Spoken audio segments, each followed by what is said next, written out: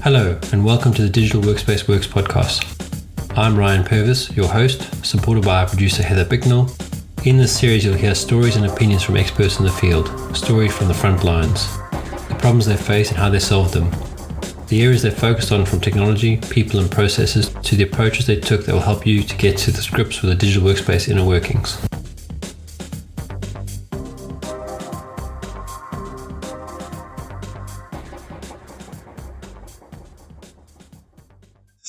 So we wanted to cover a few things today.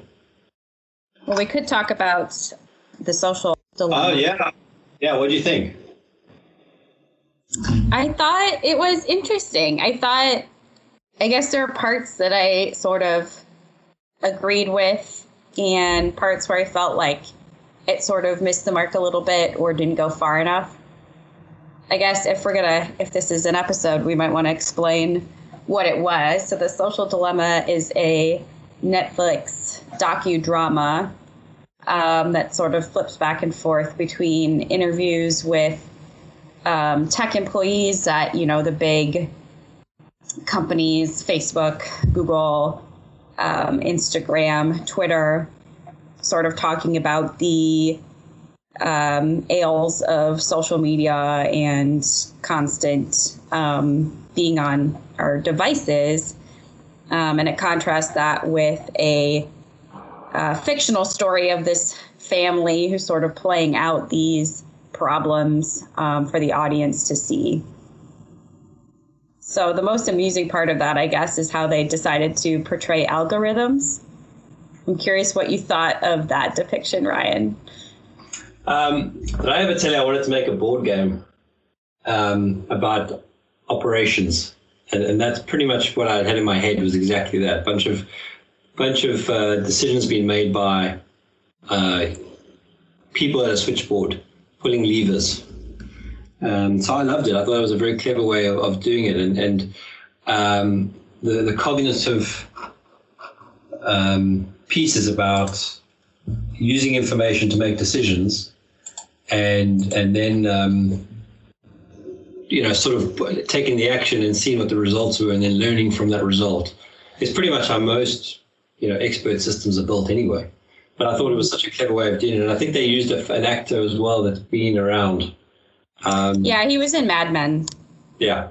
So that also made it a bit funny for me. No, I thought it was great. I mean, the reason why I wanted to chat about this is a lot of these tools, and I think I posted on LinkedIn the new what's it called? Pyramid of Needs. What's that guy's name? Maslow's, and it goes through the different levels. I thought that was actually very cleverly done in the sense of, some social networks are very much around you're feeling good about yourself or potentially not feeling good about yourself, versus some are professional and some are, I can't remember the levels were, and I'll have to find the image again. But the reason why I thought this whole thing, getting back to the point, is, when we design any software, we're trying to do exactly what these guys are doing, or what they pointed out, in the sense of trying to make not only the system usable, but sticky and come back and usable. And you definitely want to, when you sort of gamify the application, you definitely want to pull on emotions. Now, we don't look on the emotions, if I look at most of the systems, to make someone depressed or unhappy. What we're trying to instill or get out of them is the do the right thing emotion. Or I've done the right thing, so I should feel good about doing the right thing. And we talk about that from an enterprise point of view. It's things like giving back software that you're not using, or giving back devices that you're not using, because those are typically things that are big costs for a company. Buying licenses or having hardware. I mean, I'm sitting with 3 laptops with me at the moment that aren't being used. They're just depreciating and they're not being utilized. But we don't, we've sort of taken a view that we're going to go BYD now. So as long as we can monitor it, we're sort of don't really care what the device is. And those are, where the gamification comes in, not so much for the operational staff per se, but it's getting the end user to have the right behaviors. I think what makes the social dilemma interesting is they've taken it on a consumer level, which I don't think a lot of people realize that they're actually being manipulated in the nicest sense of the word. But it is, yeah, I really enjoyed the movie in the end. I didn't really want to watch it because I kind of felt like it was going to be painful to watch, but actually the more I watched it, the more I enjoyed it. Has it made you think about your own habits when it comes to social media, or do you already kind of watch how much time you spend? I've already been on that train. So I mean, when Facebook first came out, and I said came out when it became global, it was in my group of friends, I was one of the first guys on it. So I've been on that for a long, long time, and I've had highs and lows or peaks of usage on it.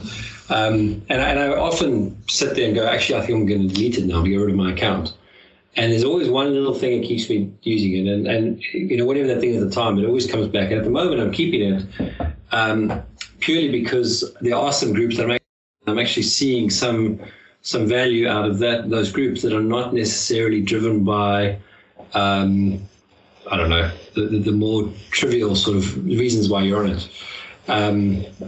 Like stalking your friends. Yeah, stalking your friends. I unfollow everyone. I only really look at the groups, and I think that's what's different. So the train I've been on is I have no notifications for social media, not even WhatsApp, which is ironic considering I actually do a lot of communication via WhatsApp. But I schedule time to look at WhatsApp. So every hour I spend 5 minutes looking at WhatsApp and catching up. Or if I'm at the shops, I'll check in case my wife has sent me something to do. But that's how I manage it. So it's always a conscious decision for me to look at it as opposed to getting the red icon, a red badge or a notification across the top of the screen. So I turn off all those sorts of notifications. I don't have any of that. So a lot of the things that they have done to hook you don't really work on someone in my position now because I've deliberately turned all those things off.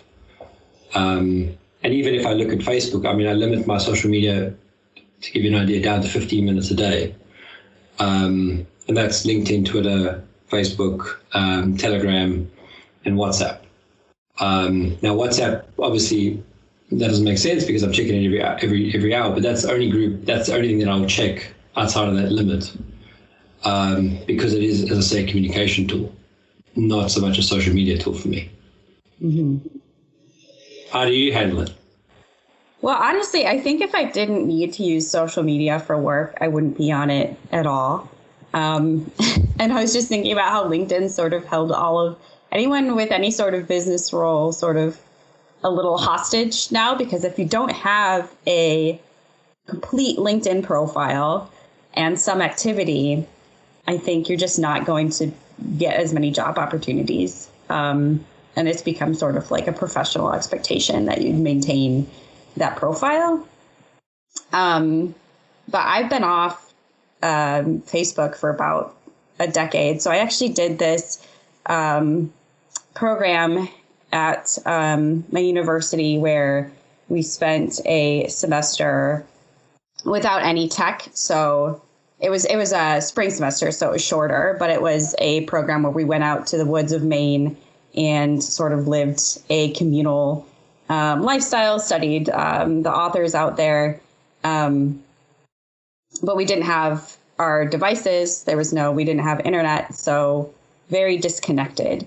And that sort of experience, before that, I probably would have definitely been checking Facebook every day. And this was before, I think a few people at the program had smartphones, but this was like very early on. So I just had a flip phone, but even just not having my phone, not having anything else, really did rewire my brain and sort of break that habit. And then when I came back into that world and got my phone back, it's like, I don't want this anymore. It's such a burden to have to like feel like you have to, respond to messages right away or, pay attention to these things that really weren't bringing me a lot of value. And after that, I just never really got back into social media in the same way. And even since then, I'll adopt things like Snapchat because, my friends are using it. I want to stay up to date with their lives, but I just find myself not checking it. And then it just kind of falls by the wayside. So that's sort of my pattern now for social. Yeah. I would love to do that kind of detox. I just never have the time to do that. But I read a book called Making Time. Is it called Make Time or Making Time? And they call these sort of things infinity pools. And it's in that article that you referenced, The Verge, as well.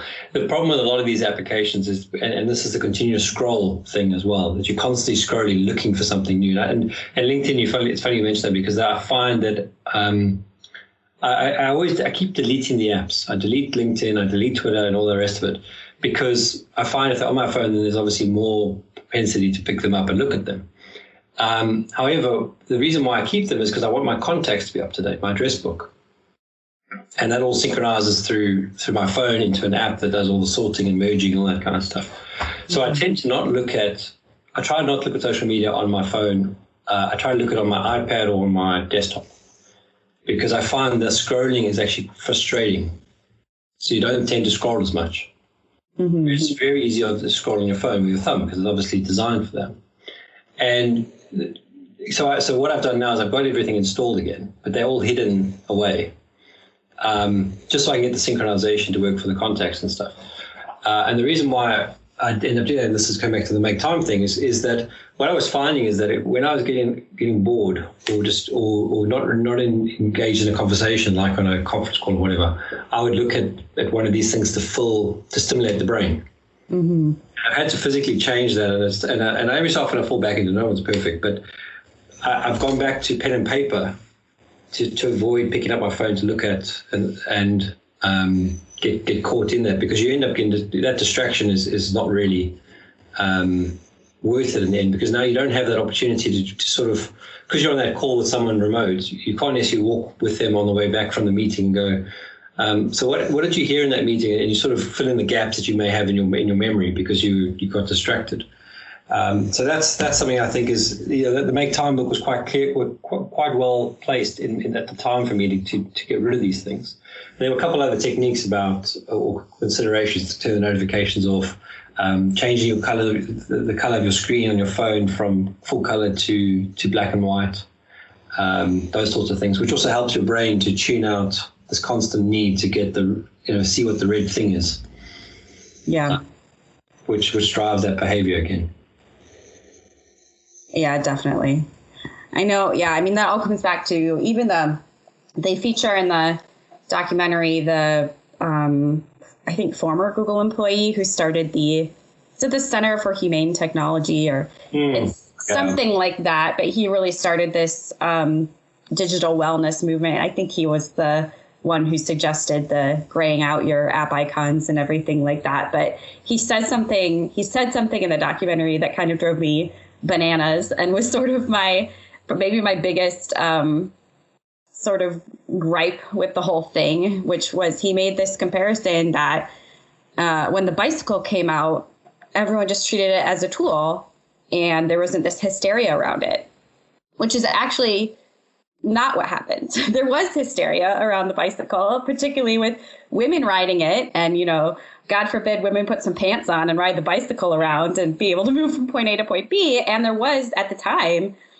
people would write about, is the bicycle, ruining this or that. So it's not, I don't think social media is unique. I think in terms of, inventions that have changed society and had everyone talking about it for that reason, the novel did the same thing. At one point, it was very, it wasn't considered like an educational thing to read a novel. It was like a pastime, like how we talk about TV. So it's not the first time we've been through this. And I think looking back at those examples, I think there is more to learn. And I think in the documentary, they just sort of dismiss that line of logic outright and consider it ridiculous. But I don't think it is. I think there is something to that. And it's helpful to look back at history and think about that in the way that we talk about social media. Well, you're right. I mean, if you go back to why books weren't, the original books were all handwritten and they were hand copied. So there might only be 10 editions of a book because there were 10 monks that would sit and make copies of all the pages. I think that's how they were doing them until the printing press was invented. And then all of a sudden you could have a little bit more, but it wasn't necessarily what it is now, where you could pretty much, besides digital books, you can get, books anywhere. And you know, the other thing about the bicycle is, I mean, there isn't, I can't remember the exact phrase, but the reward per pedal, the result, the output you get is almost unmatched in return for every stride you take on a bike to what you actually get back for the step is this huge return, which I don't think you get from social media. I think social media drains you. I definitely know, and the reason why I had to put the limit in, if I have a day where I am busy with conference calls and working on stuff, and then I'm still looking at social media, you never have a break, and you're absolutely mentally exhausted because you're just stimulating all the time. So you need to have breaks, even from hours and hours of conference calls, to go and look at not necessarily another screen. You want to go look at a book or go walk outside or whatever it is. And you don't necessarily want to go walk outside and pick up your phone and go, oh, what's happening on Twitter right now? Or whatever the thing is. So I think you're right in the sense that I think they have oversimplified some of that stuff. We didn't want to dig into that because I know it's a can of worms that probably means that there'll be a sequel or a series of movies about it, because it is complicated topics. But I think the thing that fascinates me is the ability for people to concentrate for long periods of time is reducing every year. And I don't think there's a conscious we need to fix that movement, because we should be able to concentrate. We know we need to be able to do more deep work, not less deep work. Yeah. No, I think you're right that the digital nature of it does do something differently to our brains, and that you aren't, it is, I think there is something about just that we're staring at, light on a screen versus interacting with the world around us that does, feel different and fatigue you differently than if you were, reading a book or what have you. I guess the other part that I really wish they would have maybe explored a little bit, and maybe this was due to a lack of research or there just hasn't been enough time with these things around, but is voice assistants and having them in the home and just IoT in general.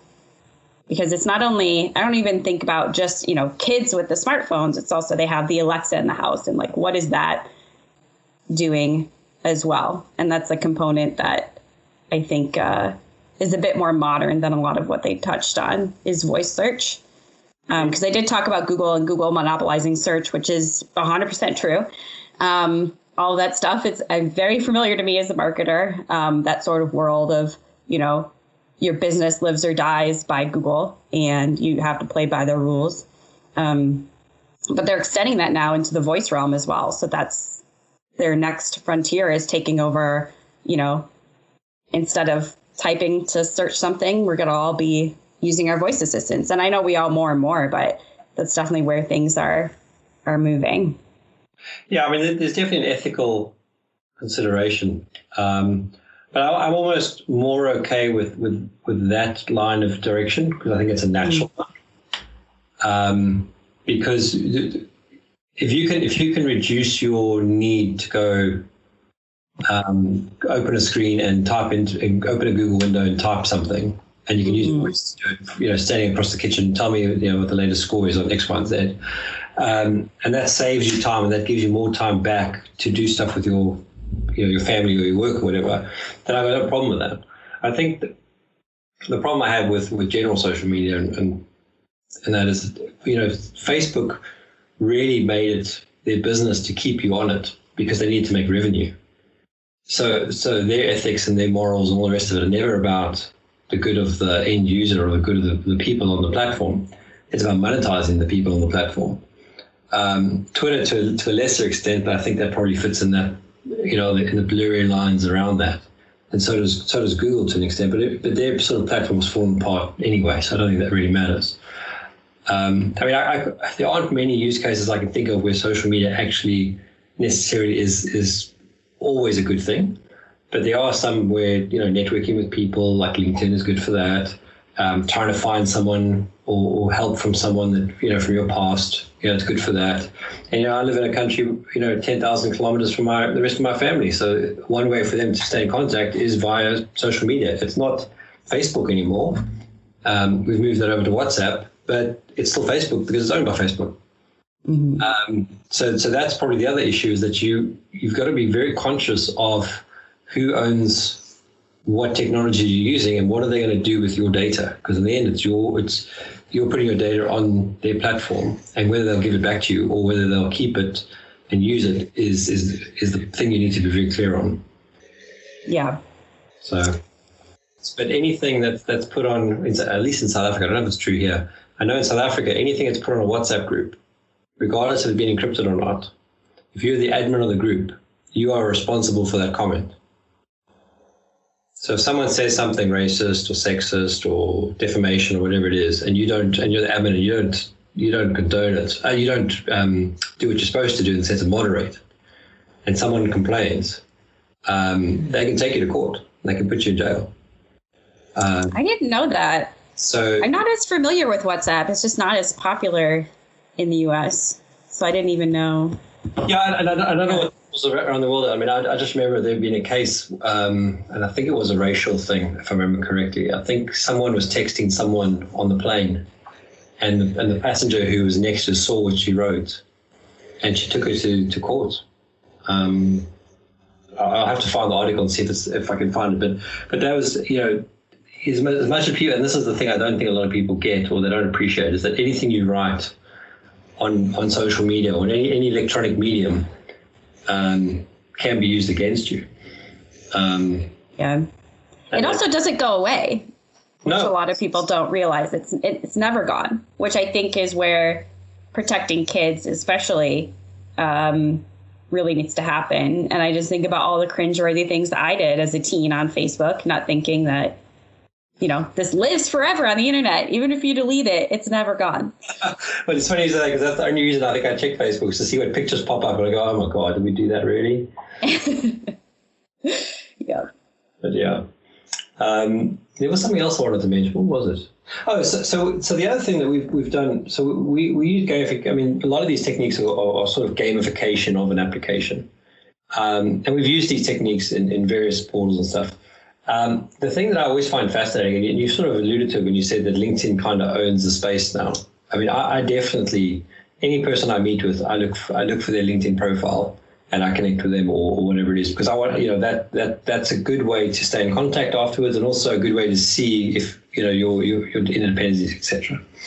And I am fascinated about the amount of internal social media networks that are created within a business. You'll have an intranet, and you'll have a place where you create your own profile and your own skills. And the intention behind that is also to provide this place where you can, interact with other stakeholders in your business and share knowledge, etc. But those don't seem to ever take off. Very rarely do you see people duplicate what they've got on LinkedIn to what they have in the internal corporate environment. In fact, most people I know would still work through LinkedIn before they worked internally. In fact, they'd find the person's name and go look them up on LinkedIn, connect with them, and then work with them. It's just an interesting, almost credibility that LinkedIn has, and considering how open it is compared to right. Yeah. I'd be curious if you have any ideas on why that is. I guess to me, it seems like if you're going to invest your time into something that will, pay off for you in the long term and establish you as, a thought leader, you'd want to do it in the public forum and not on something where, you're only talking to a limited audience. Well, I think there's two things. One, and I know for me, I'm lazy, so I'm not going to I'm not going to have two profiles to maintain. A lot. Especially if I know that I'm potentially not going to be in that business for more than 2 or 3 years, which is typically how long I'm involved in a business with anyway. And LinkedIn is persistent in that sense. But I think the second thing is, from a profile point of view, unless I've got the time or it's part of my role to be, you see some CIOs that'll write a blog every month internally, and they'll write something on LinkedIn as well. I mean, they're not writing those blogs typically. I mean, they might jot down some ideas and stuff, but typically they've got a person on their staff that's going to write it for them. That to me is the way to do it. And until I get to that sort of stage, because my writing's okay, but I think there's people that write much better than I do. I think that's when you want to build your profile internally, and you can be communicating in most cases by email, not via a social media platform internally, because people typically will read an email that's been officially communicated. As much as we think they don't, that they tend to, because everyone's comfortable with email. And like I said, you will have people that are comfortable with the social media aspects of it. But LinkedIn, in that sense, is building, as you said, building your profile globally, which is where you do want to invest your time. You want to be seen, typically, I think, as an authentic, credible person. Yeah. This is why at some point you're going to need a job or consulting work or whatever it is, and you need to be able to point them somewhere if you haven't got a website to say, well, there I am. There's all my activity. There's my connections, my credibility. Yeah, exactly. Well, I know we're up on time, but I feel like we could even do a part 2 of this because there's a lot. You brought up email at the end there, but that's something they also touch on that we didn't even get to. So, and the whole really work side of this too. Yeah. Well, yeah. I mean, I think we should. I think this is the user behaviors and behavioral economics and all those things is a common theme in this space, because you are trying to understand your user to make them work, or make their work as efficient and as effective as possible. Mm-hmm. And there's many things, we should unpack on that, definitely. Yeah. Super. Thanks, Heather. I'll talk to you later. I'll talk to you later. Cool. Cheers, Bye. Bye. Thank you for listening to today's episode. Heather Bicknell is our producer and editor. Thank you, Heather, for your hard work on this episode. Please subscribe to the series and rate us on iTunes or the Google Play Store. Follow us on Twitter @the DWW Podcast. The show notes and transcripts will be available on the website, www.digitalworkspace.works. Please also visit our website, www.digitalworkspace.works, and subscribe to our newsletter. And lastly, if you found this episode useful, please share with your friends or colleagues.